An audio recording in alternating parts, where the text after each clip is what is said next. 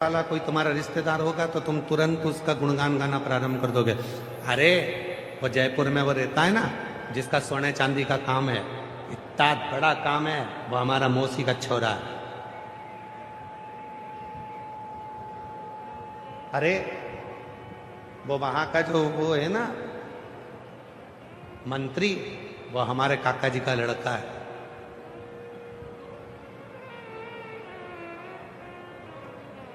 आज के समय में जितने मिलते हैं वो संपन्न व्यक्ति का परिचय देते हैं।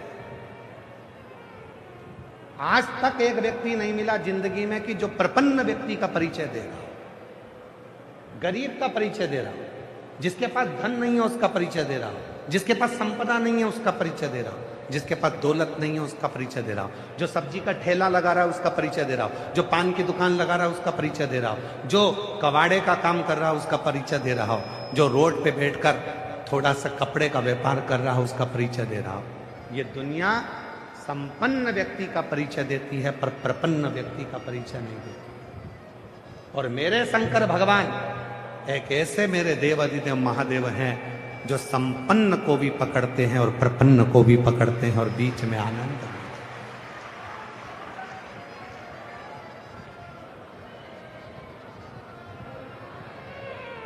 शिव यदि लंका के राजा रावण का गुरु बनते हैं, शंकर भगवान यदि लंका के राजा रावण को सोने की लंका देते हैं तो भस्मासुर को भी भस्म होने का आशीर्वाद देते हैं।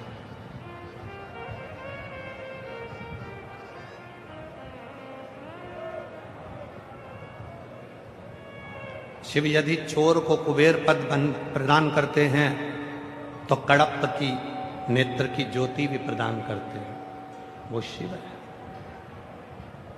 उनके पास संपन्न और प्रपन्न दोनों ही बराबर,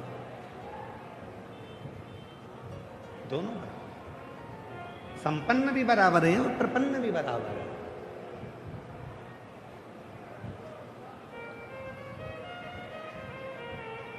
तेरे लाखों दीवाने बड़े से बड़े, तेरे चरणों में कंकड़ माटी से पड़े।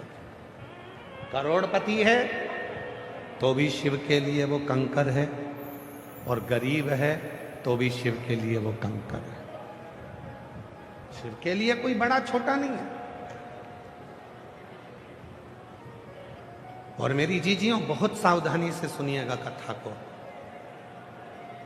जयपुर में जब कथा कही थी और उसके बाद में आरणी यवतमाल में जो कथा कही थी, तो आरणी यवतमाल में कथा में कहा था शिव जी को चांदी के लोटे का जल जितना प्रिय नहीं है। सुनी थी कथा आप लोगों ने? किस किस ने सुनी थी? हाथ उठाओ जरा। आप सबको बताया था शिव को जितना चांदी के लोटे का जल प्रिय नहीं है, शिव को जितना सोने के लोटे का जल प्रिय नहीं है, शिव को जितना कांसे के लोटे का जल प्रिय नहीं है, शिव को जितना हीरे और चांदी के लोटे का जल प्रिय नहीं है, शिव को उतना तांबे के लोटे का जल प्रिय है, क्योंकि शिव ने ही उस तांबे को वर प्रदान किया।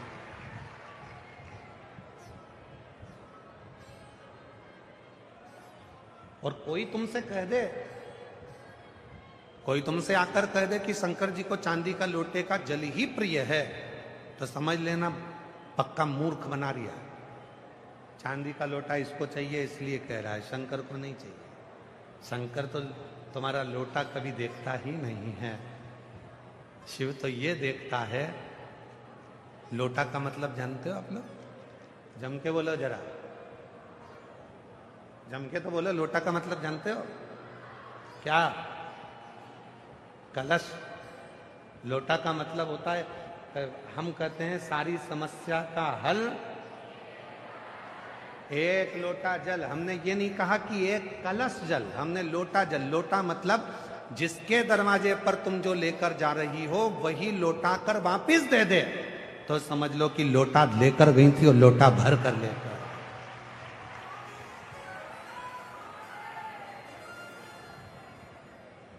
हमने कलश नहीं कहा। अपने जीवन में जितनी शिव महापुराण की कथा करी है 30-32 सालों में, उन पूरी कथाओं में केवल एक ही बात कही कि सारी समस्या का हल एक लोटा जल, लोटा का मतलब है देना और लौटा कर वापिस दिया, लौटा कर ला।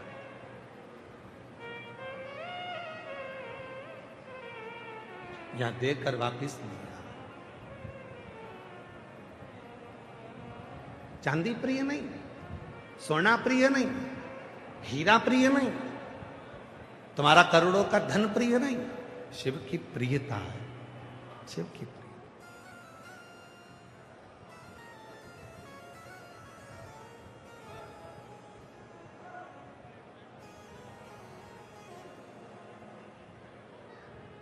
शिव की प्रिय। कहां से लाऊं गंगा, कहां से लाऊं यमुना। एक व्यक्ति कह रहा था कि शिव जी को प्रसन्न करना है तो गंगा का जल होना जरूरी है, शिव जी को प्रसन्न करना है तो यमुना का जल होना जरूरी है। शिव महापुराण की उमा संहिता कहती है, अगर तुम्हारे भाव शुद्ध है तो तुम्हारे घर का जल जैसे ही शिव को चढ़ता है वैसे ही वो गंगा जल बन जाता है, यमुना जल बन जाता है। कहां से लाऊं गंगा, कहां से लाऊं यमुना, कहां से लाऊं सरयू आपार पड़ी रे। ओ भोले तेरी सेवा हमसे ना बनी रे। ओ भोले तेरी सेवा हमसे ना बनी रे। कहां से लाऊं लड्डू, कहां से लाऊं पेड़ा, कहां से लाऊं लड्डू, कहां से लाऊं पेड़ा, कहां से लाऊं बर्फी वो शक्कर चढ़ी रे। कहां से लाऊं बर्फी वो शक्कर चढ़ी रे। भोले तेरी सेवा हमसे ना बनी रे। ओ भोले तेरी सेवा हमसे ना बनी रे। हमारे पास गंगा का जल नहीं है, कोई कहे गंगा का जल तो बहुत जरूरी है, इसके बिना तो शिव जी की पूजन हो ही नहीं सकती, तो कह देना जिस देव अधिदेव महादेव की मैं पूजन कर रही हूं उसके मस्तक पर गंगा है, जैसे ही जल चढ़ाऊंगी मेरा जल भी गंगा जल बन जाएगा। उसको छू के, उसका स्पर्श उसको छुएगा और वो गंगा जल बन जाएगा।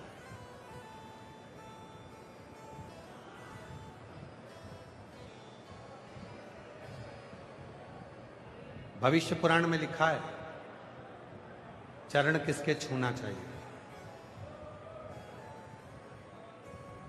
भविष्य पुराण में लिखा है कि चरण किसके छूना चाहिए कलिकाल में।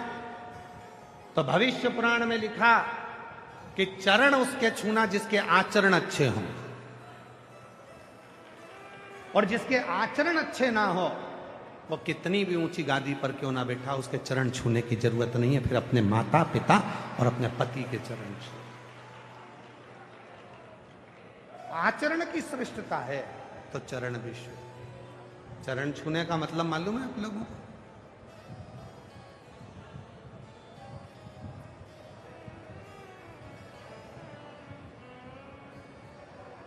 चरण छूने का मतलब है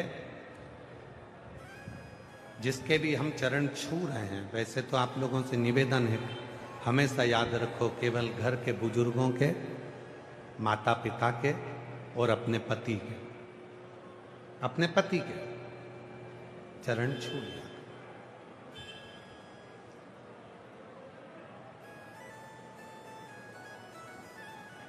और हमारा पतियों से भी निवेदन है। तुम क्यों हंस रही हो? हम तो कुछ बोले ही नहीं।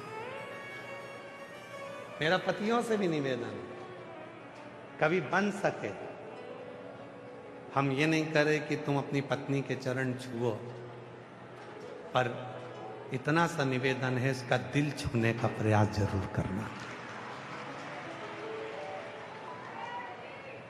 ये मेरी जितनी जीजियां हैं ना, ये मेरी जितनी बहनें हैं, ओ मेरे जीजा, ये मेरी जितनी जीजियां हैं ना, इनका दिल बड़ा साफ। तुम भले चरण मत छुओ, पर इनका दिल जरूर छुओ, इनका हृदय जरूर, कि इसके भी मन में थोड़ी चोट पहुंचती होगी, इसके भी दिल में कुछ ना कुछ तो होगा।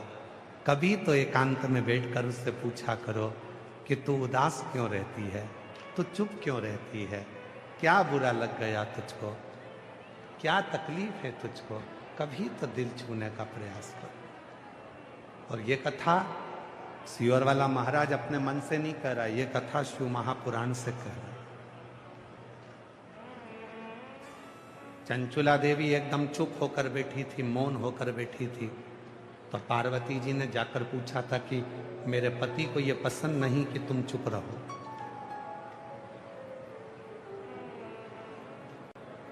ये मेरे पति को पसंद नहीं। महाराज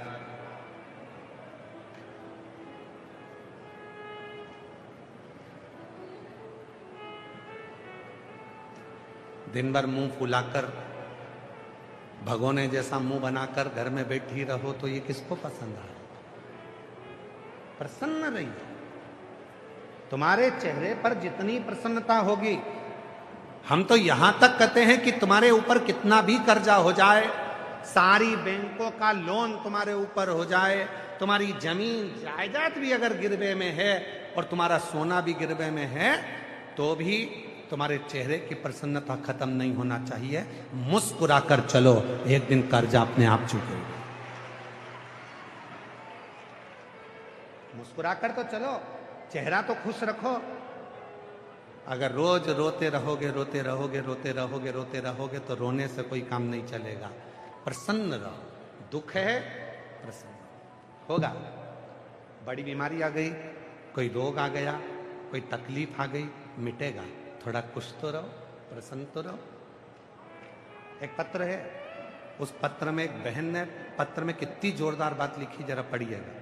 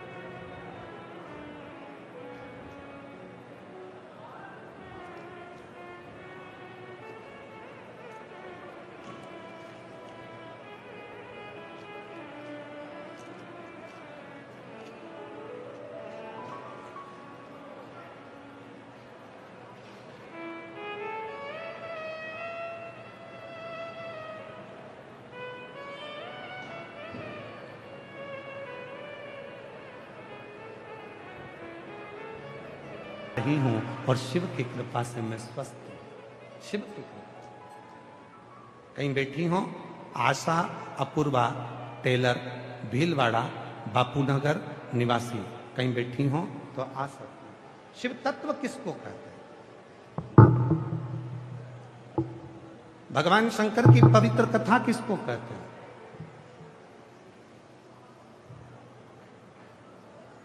शिव की मूलता किसको कहते हैं? एक आपका विश्वास, एक आपकी दृढ़ता, एक आपका भरोसा शिव के प्रति, शिव के प्रति। और जब तक विश्वास पूर्ण नहीं होगा तब तक शिव नहीं मिल सकता। जब तक विश्वास पूर्ण नहीं है तब तक शिव नहीं मिलेगा। शिव को पाने का सबसे सुंदर तरीका है आपका भरोसा, आपका भरोसा।